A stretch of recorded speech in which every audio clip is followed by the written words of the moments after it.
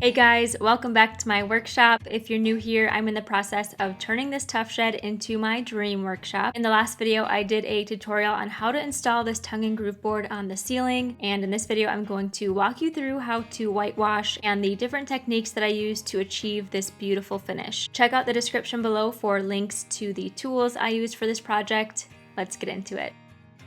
I tested out a ton of different stains. I've never had great luck staining pine, even going through all the proper sanding and using a pre-stained wood conditioner.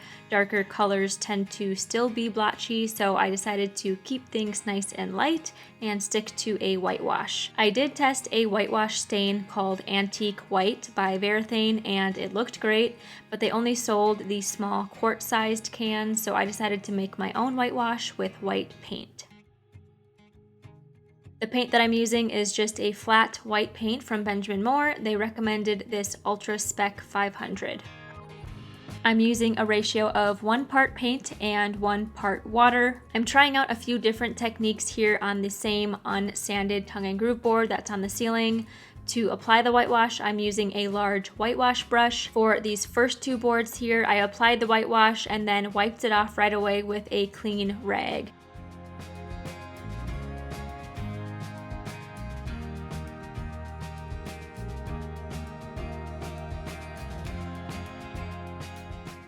For the next board, I applied the whitewash with a brush and left it. I didn't wipe it off at all. And then for the last board, I applied the whitewash with the brush, let it sit for a bit, and then wiped it off.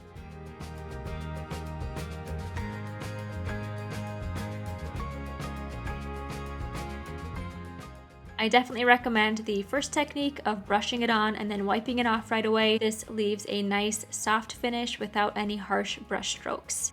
The next board where I waited to wipe off the whitewash, that looked good too, but it did leave the wood looking a little more white and lost some of that transparency. The last technique I don't recommend, of brushing it on and not wiping it off. You can definitely see all the brush marks and it just doesn't finish as nice. Here's a piece of unfinished pine next to it for reference. With this ratio, I think that there's just enough white to take out the yellowness of the pine, but it's still transparent enough where you can see the character of the wood grain and knots. You just have to play around with the ratio until you achieve the look that you want. I've also seen people use paint thinner instead of water, so that's an option too. Whatever you decide to go with, just make sure you're mixing the same ratio every time.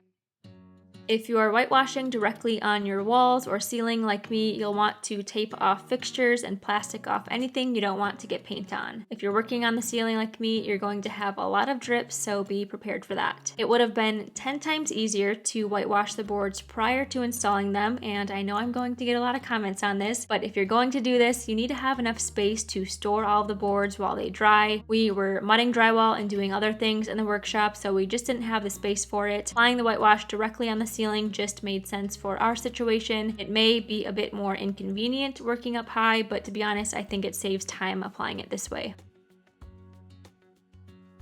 So I mixed half a gallon of white paint and half a gallon of water into a small bucket. Like I mentioned before, I'm applying the whitewash with a large brush and then wiping it off right away with a clean rag. I bought a big bag of painter's rags and made sure to have plenty of rags nearby.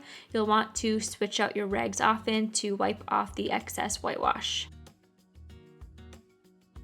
I recently bought this portable scaffold and I love it. We found ourselves renting a scaffold too often from our home improvement store, so we decided to just buy a small one. It folds down nice and compact, and I love that it has a safety rail so I feel secure working up high. I'm actually just planning to use it as a storage shelf once the workshop is finished. I'll link this in the description below if you're interested. I found it worked best to work in about 5 or 6 foot sections, only doing about 3 boards at a time.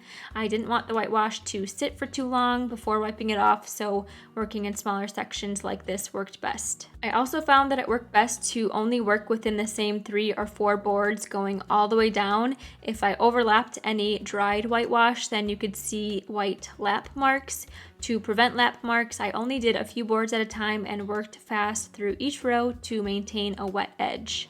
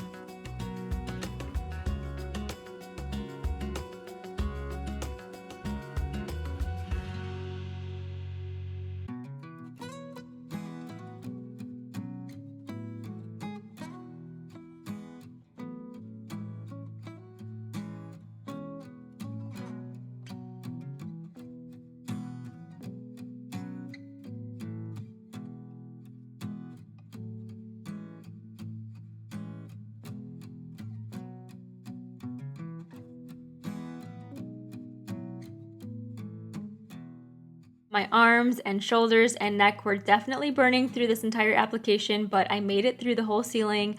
I went back and did some touch-ups on any seams that I may have missed. I also went over some of the more yellow boards one more time. There you have my whitewashing tips and tricks.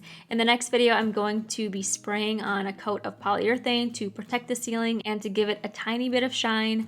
I'm also planning to prime and paint the workshop soon, so stay tuned for that. If you found this video helpful, don't forget to subscribe if you haven't already. Thank you guys so much for watching.